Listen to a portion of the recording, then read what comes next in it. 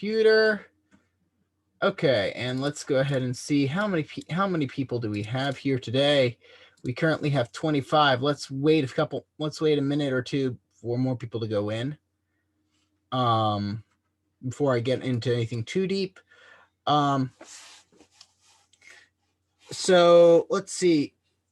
But let's go ahead and talk first exam, by the way, for a second, which is not next week. Not next week, okay? Got it? Before I scare any of you, not next week. Got it? I am thinking our first exam, won't be this next week, the week of 15 through 19, but probably the week of 22 to 26. Most like we can either do the exam on the 22nd or the 24th, depending on how many other exams people have. I know now is when people start getting announcements for other exams. They typically occur around week 5. I have no problem with waiting until a later week. Okay. Chat. Why can't I see the chat window? Because you have an exam on the 22nd. I mean, you can always take it early. So let me go ahead and see though. Exam. I'm gesturing on my calendar and then I realize I'm not sharing that portion. All right, yeah, 22nd. So depending, it'll be on the 22nd or 24th. So we'll figure it out, but it will not be next week. Let's go ahead and just let me mention, every year I have a 20-point question on the exam, okay? And I will give you a practice exam before you get the exam. It will probably be a much longer exam, a practice exam than the actual exam is. The actual exam will probably be shorter, but every year, I'll get into that in a second. Every year, I ask the same question. It's worth 20 points. You should know this question before going in, which is, I want you to compare and contrast linked lists under three different, three different ways. Compare and contrast them with their memory usage. Compare and contrast them on adding and removing elements to the list, and compare and contrast them with their get and set operations. Okay, so compare and contrast memory usage, get and set, and add and remove. Okay, I want to know their big O time. Yep, linked lists and array lists. Linked lists and array lists. Compare and contrast linked lists and array lists. I want to know the big O time and which one's better, essentially, for these conditions, or if they are both good in different ways. Okay. Because in most cases, actually, they're both good in different ways, is what it comes down to. Okay. So, but that's going to be worth 20 points. So, you can come to now that you know that, you can come to the exam prepared with an answer already ready and just copy paste that right into the exam. So that's probably something you should do. Will the exam questions resemble the quiz questions in the terms of difficulty?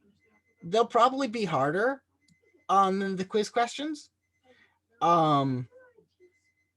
Now, going back to a previous question, though, let me go ahead. Will it be proctored or open note? Yes to both. Kind of, sort of. I'll be proctoring it in the sense that I will be present for you to ask questions.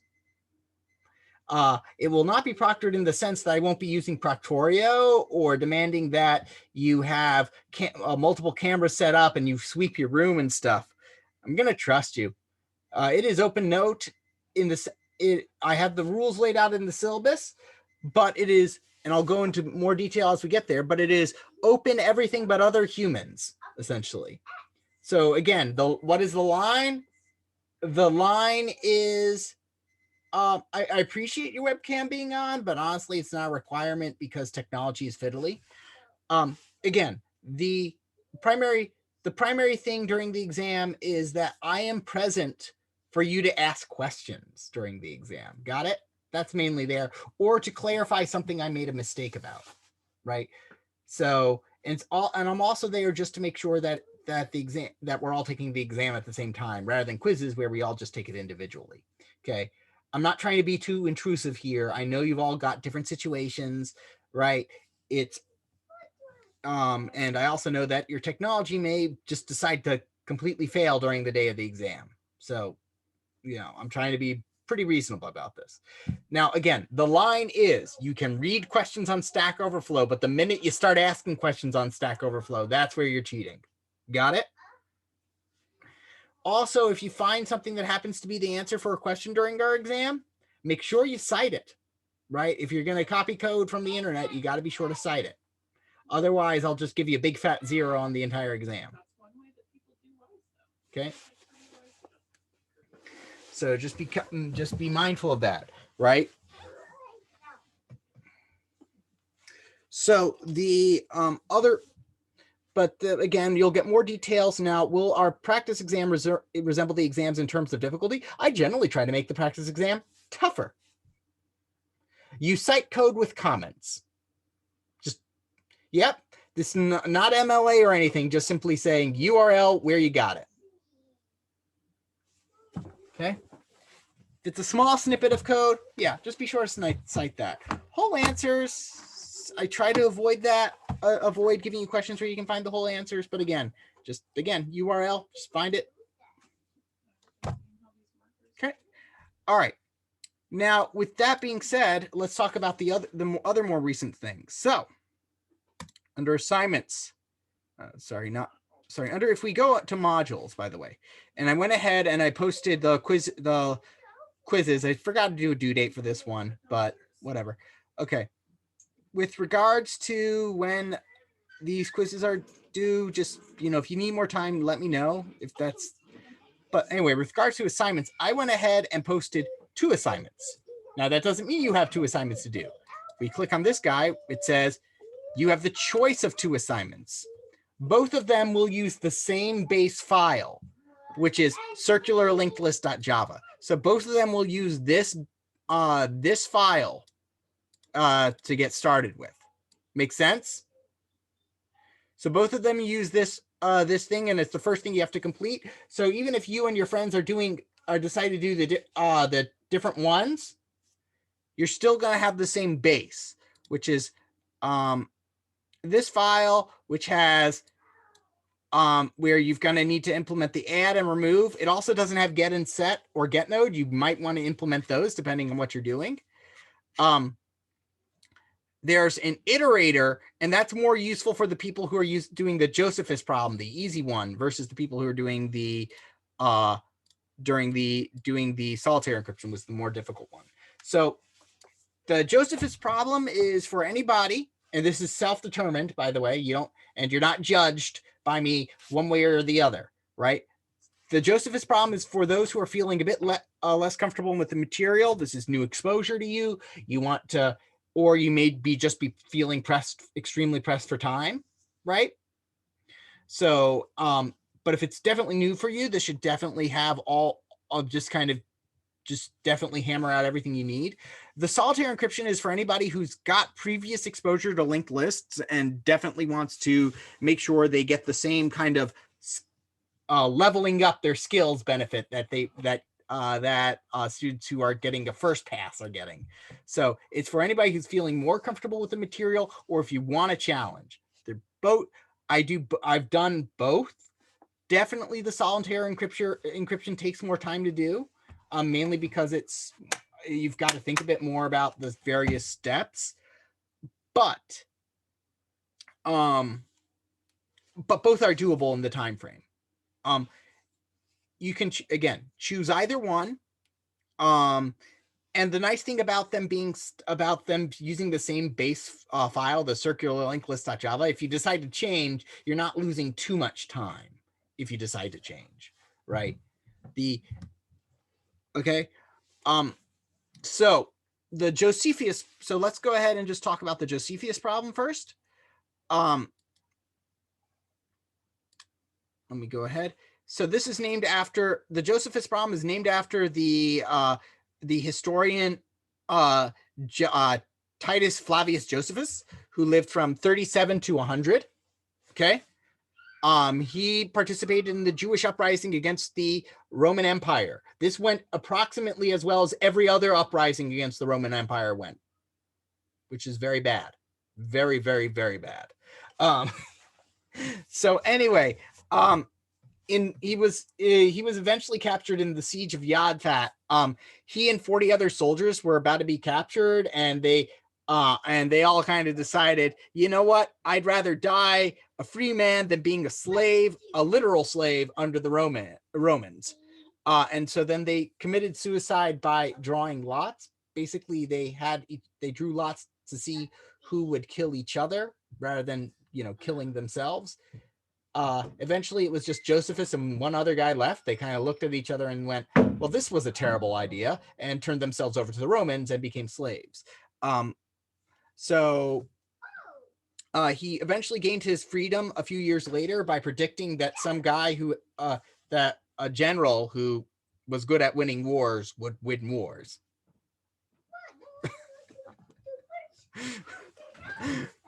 So he eventually gained his freedom because but anyway, he also learned how to write and he figured out, and what makes him kind of important is that entire time frame is when early Christianity started. So we get a lot of views about how these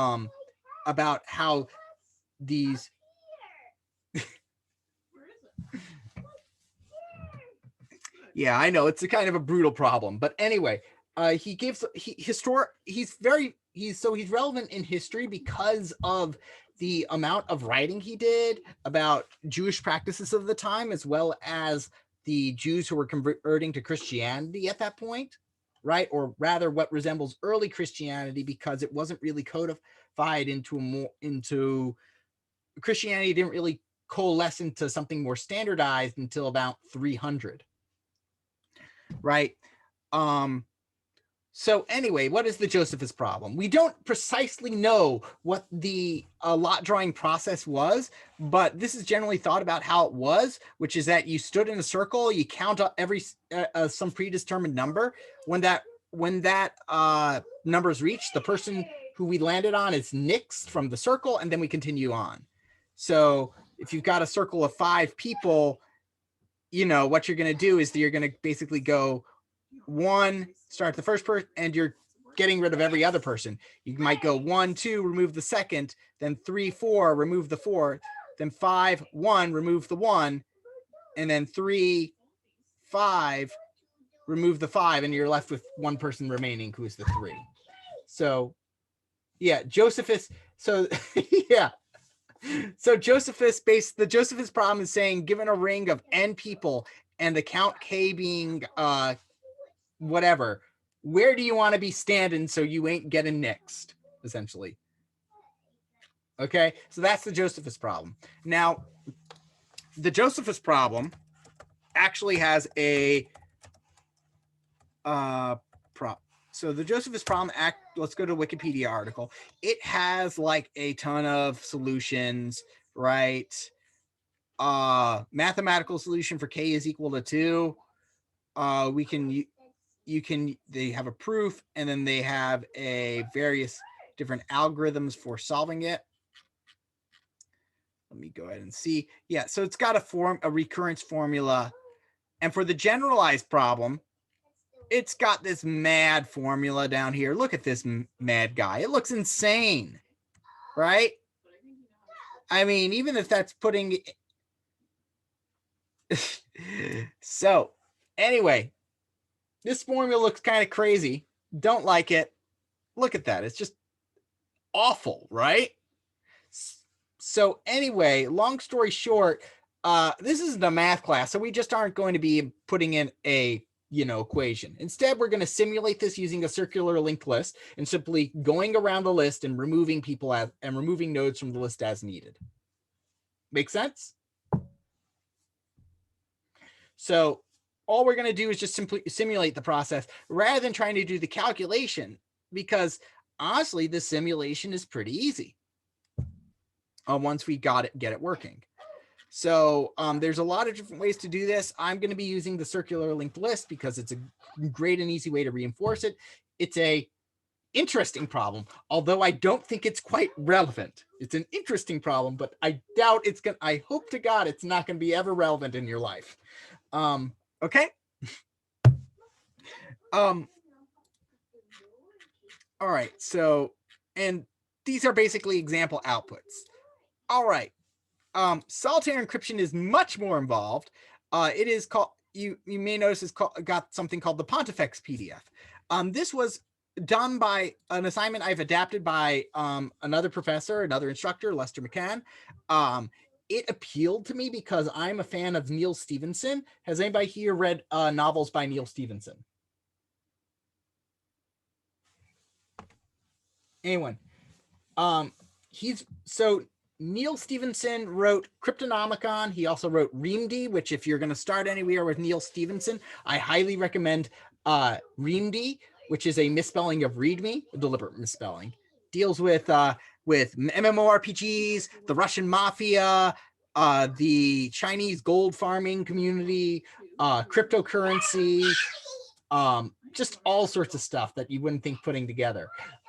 The one fault that and also Reamd avoids the one fault that that Neil Stephenson has as a writer, which is he doesn't know where to end his stories. He normally just writes stories until his editors just shout at him, "That's enough.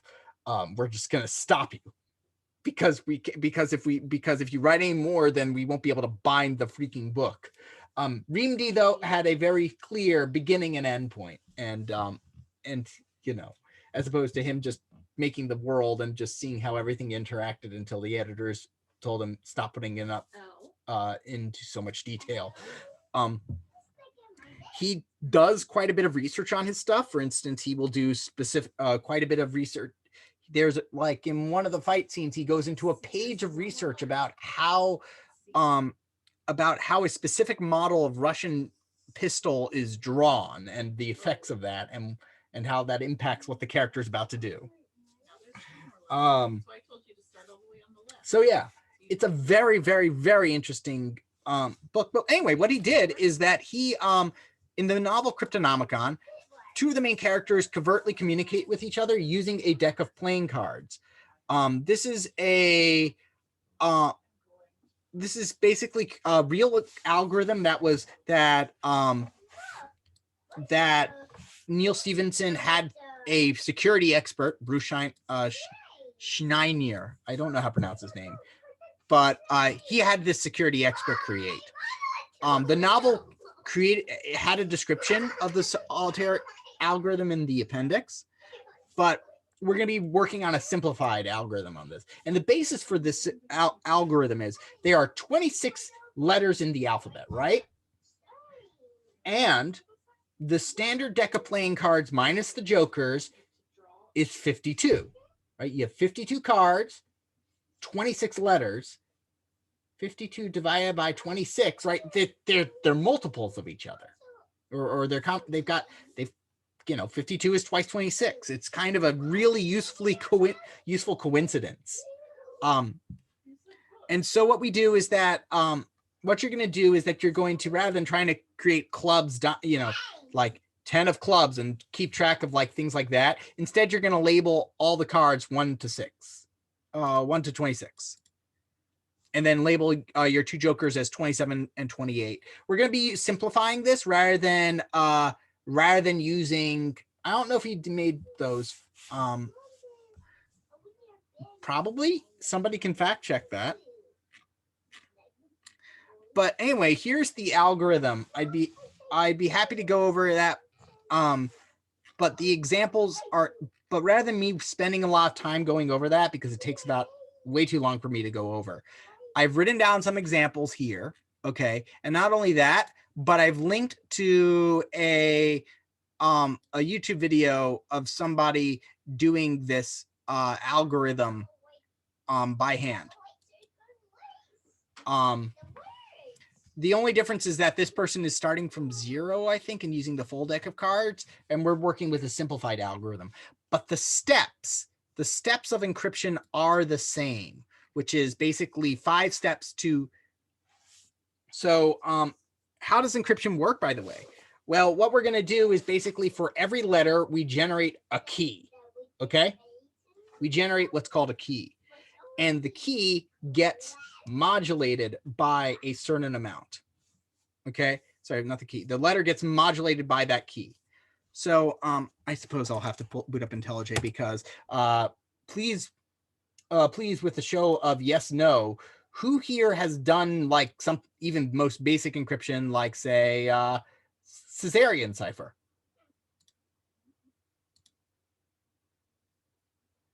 Okay, yeah, use the yes, no on your participants. No, if you have not done Cesarean Cipher, because the more people who say no, the more incentive I have to show you how encryption works or how it works in Java.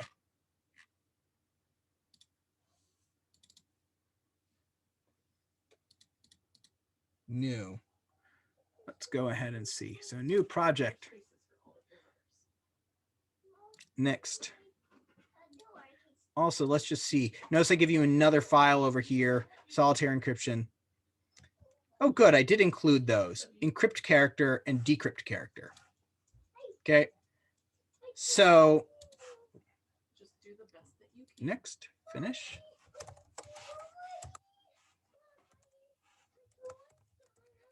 Do people want me to cover how to like do like Cesarean Cipher or something like that? Or do you feel like that'd be a waste of time for this class? Yes or no?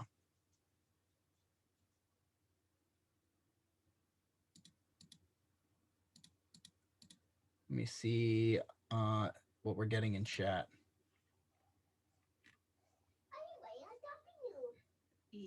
So please let me know because I'll do it. Otherwise, I'll give you time to work on the assignment.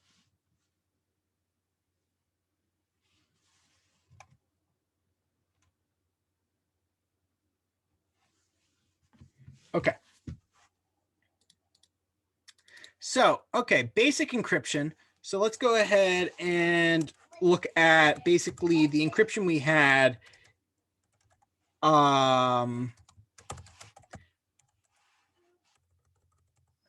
Let's look at basically the basic encryption of say, 300 BC before Common Era. So back when people barely read and the people who couldn't read were barbarians if they couldn't speak Roman.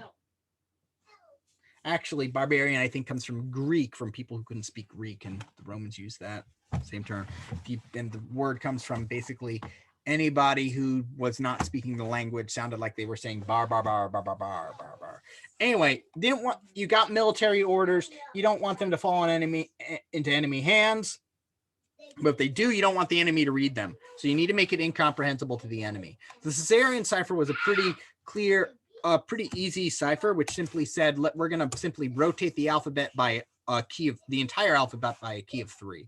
A, B, C, D, E, F, G, right, would become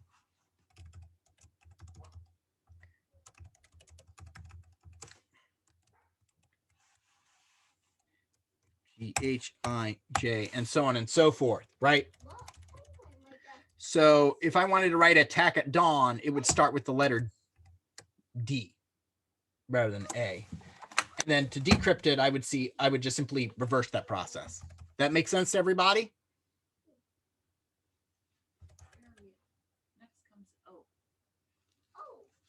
Okay, so how do you implement this kind of change in? So Cesarean cipher basically has the same key for every single character, okay?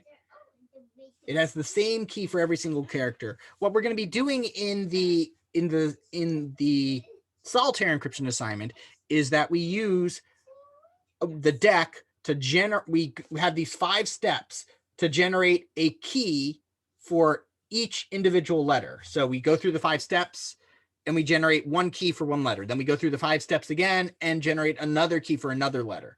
And then when I decrypt it, when I send that message to somebody else who has a deck of cards that starts out in the same arrangement as I used when I encrypted it, they go through the same steps, generate the same keys, but then they use the keys to subtract it to decrypt. So what we're going to do is that I'm going to show you how to encrypt and decrypt. So, and this code already exists here. over here. So I'm going to just simply going to copy this part over here, just the headers, and then I will recreate them as best I can. Okay.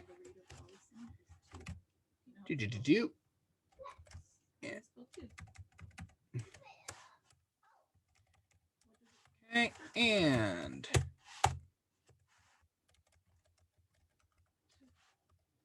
there we go.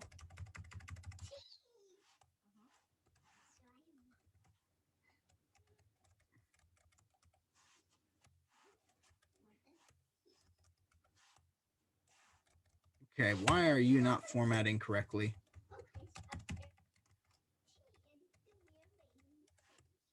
There we go. Let's go ahead and show you the first thing you need to know about characters if you don't know it. Okay. But there is a word too that has 2 characters. So first thing about characters you need to know in Java. What am I returning for each of these functions? Anyone? Not a trick question. When you are talking about I am returning right. Physically, I'm returning 0 over here, but the return type says it's a character. What? Well, it turns out characters are just numbers. That's right.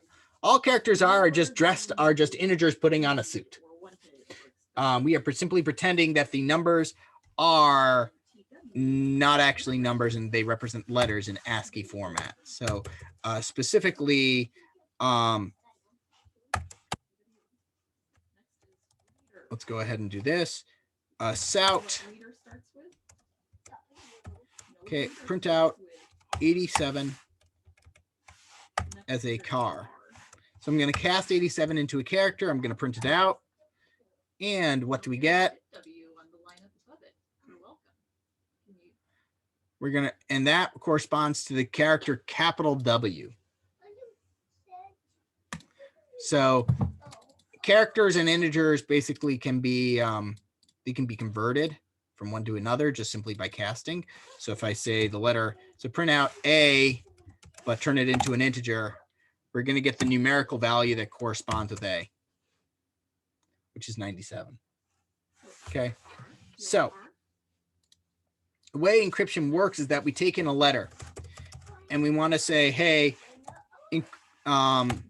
character, encrypted character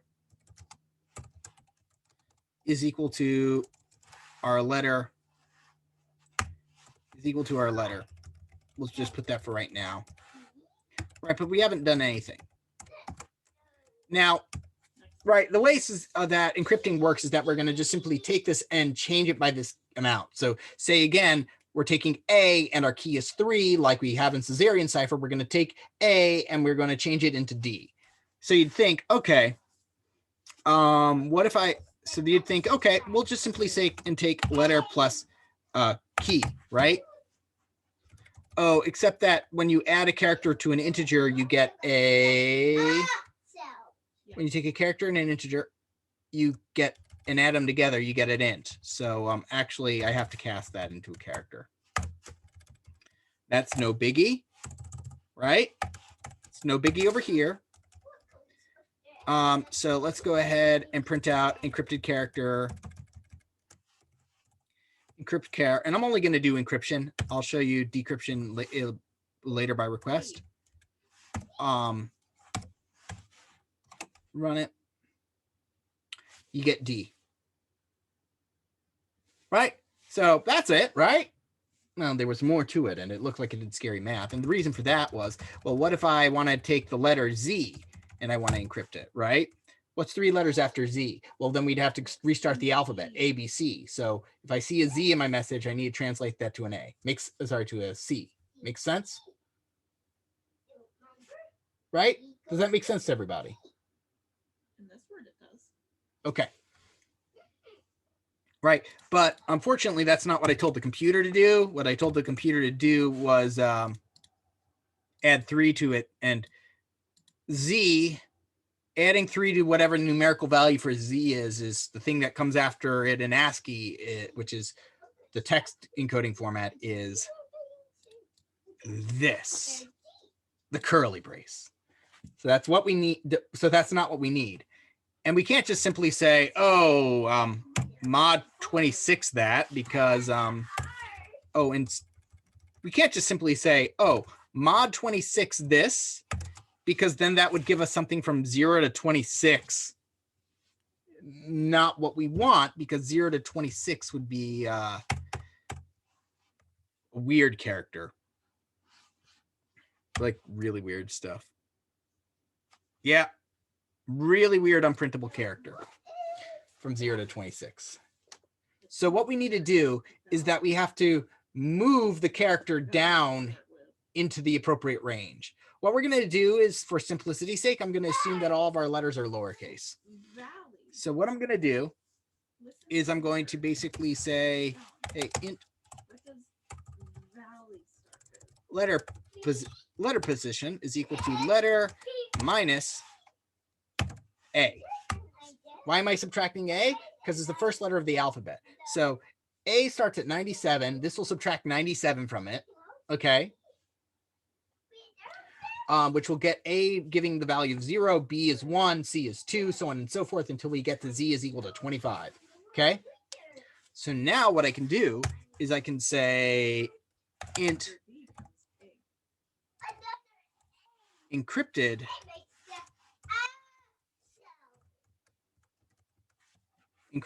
position is equal to letter plus key mod 26, except I actually just made an error right here. What is the issue I have here? It's a very, very basic error.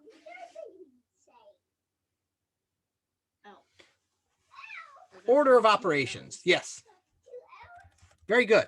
Very, very good. Sharp eye, right? Key, which is going to be something, key mod 26 would take effect first, which would kind of nullify what I'm wanting to do here, right? We'd never get a value. It just wouldn't do what we were trying to do. So this will ensure us that basically that if we take 25 and add a key to it, Z, and add a key to it, it's going to wrap around properly. Okay, now that we've got our encrypted position, what we're going to do is we are going to basically get our character back by, and this might look a little weird. First thing, we're going to take our encrypted position and add 27 back into it. Sorry, add A back into it, right? We subtracted A to get from 0 to get from 97 plus to 0 to 25. So adding A back in basically means we can readjust the entire thing so it works correctly. Okay. Okay, so, and now we need to store this entire thing as a character. So I'm going to say, hey, that's not actually a number, it's a character. So now let's go ahead and adjust this. Z plus 3 is V. Oh, what did I do wrong? That doesn't seem right. Let's go ahead and do A. A gives me W. So I subtracted, right? Wait, is it letter position plus key, or is it letter plus key? Ah, very good. Letter position. I would have gotten there eventually, but thank you. Thank you. There we go. I just simply used the wrong variables, but thank you for catching that. That was really sharp-eyed. Whoever said that, couldn't tell. Thank you. Okay. All right. So so we take that A, and now let's go ahead and see Z over here.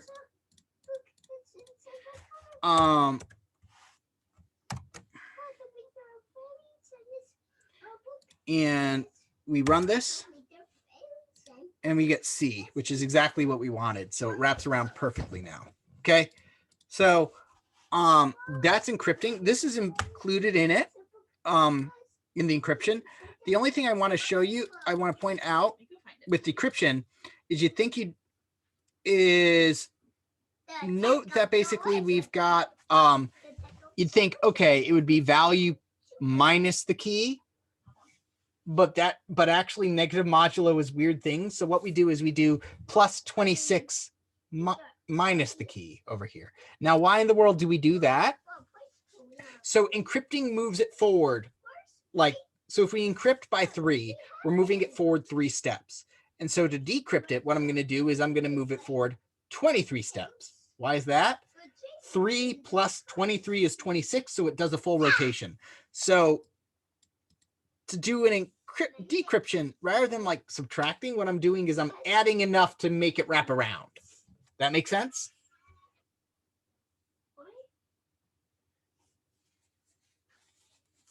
But as you can see, this part, the first two, this line, and this line, and this line are essentially the same. The difference is rather than adding the key, I'm adding like the complement of the key. Enough to undo what that did. So, and okay, so what do? You would just simply run this for loop on every single character in that. I don't really see the need to go into more detail with that. Okay, so stop share. All right, so those are your choice of 2 assignments. Both of those use the circular linked list. So I'm going to go ahead and split people up into the breakout room. And then if you've got demos, I can do them. If you've got questions or demos, I can answer them in the breakout room and or after class. Yes, Harrison's got it right. We wrap around instead of subtracting because negative modulus is being weird. Yeah, that's basically it. It doesn't work necessarily the way you think it's going to be working, which is unfortunate. All right, so I'm going to split people up into breakout rooms. That's what I've got for the day.